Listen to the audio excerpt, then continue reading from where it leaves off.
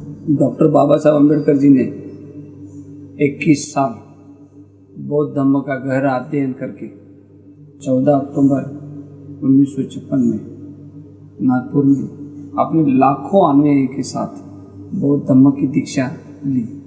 उसके बारे में आपकी क्या राय है?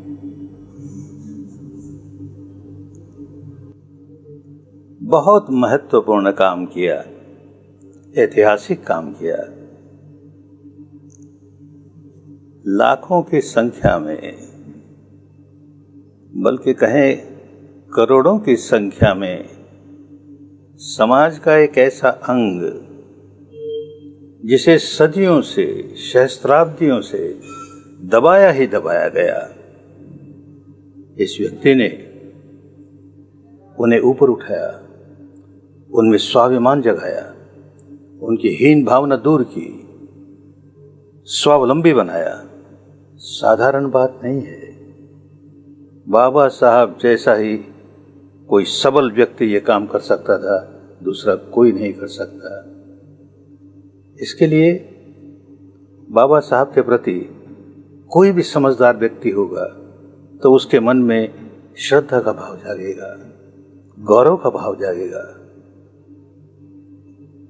सारे विश्व के लिए बहुत बड़ी बात हुई, भारत के लिए हुई सो तो हुई, सारे विश्व के लिए बहुत बड़ी बात हुई।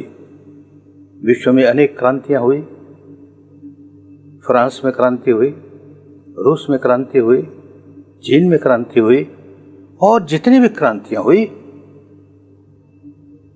उनका फल आया। लेकिन एक भी क्रांति ऐसी नहीं हुई जिसमें लोगों का रक्तपात न हुआ हो, जिसमें खून खराबा न हुआ हो। ये एक ऐसा व्यक्ति, संसार को इसने बताया कि बिना रक्तपात किए, बिना खून खराबा किए इतनी बड़ी क्रांति लाई जा सकती है, जो ऐतिहासिक क्रांति है। और जितनी क्रांतियां हुई उससे ऊंची क्रांति है, कम नहीं है। लेकिन एक बूंद भी खून की इस क्रांति में नहीं भई। ये उनकी महानता है। कितनी शांतिपूर्ण ढंग से उन्होंने एक क्रांति पैदा की। भारत सरकार ने उनका सम्मान किया, उनको भारत रत्न की उपाधि दी। मैं कहता हूं, एक दिन विश्व को होश आएगा कि इतनी बड़ी शांतिपूर्ण क्रांति करने के लिए उनको नोबेल पीस प्राइज दिया जाएगा और वो विश्व रत्न होंगे। होएगा, लोग समझेंगे, समय आएगा।